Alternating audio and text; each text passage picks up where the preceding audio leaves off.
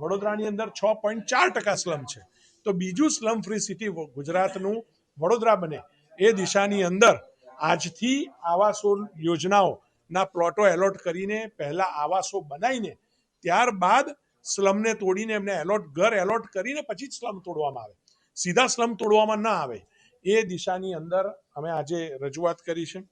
ઓજી વિસ્તાર છે, આ ઓજી વિસ્તારની અંદર સમાવિષ્ટ નવા ગામ પણ છે, ઉંડેરા, કરોડિયા, એનો ઓજી વિસ્તાર, લક્ષ્મીનગર અને આ તમામ વિસ્તારની અંદર, ઇન્દિરાનગર, આ તમામ વિસ્તારની અંદર સ્વચ્છતા, પેવર બ્લોક, રોડ રસ્તા, આના માટે સ્પેશિયલ બજેટ, આ સ્પેશિયલ રૂપિયા આ બજેટની અંદર ફળવાય એવું પણ અમારી માગણી છે. વડોદરા શહેરમાં 75 મીટરની કનેક્ટિવિટી ઊભી થઈ રહી છે અને ઘણા ખરા પ્રથમ ફેઝનું કામ પૂર્ણ પણ થયું છે. સેકન્ડ અને થર્ડ ફેઝના માટે પણ હવે કામ ચાલુ થવાનું છે.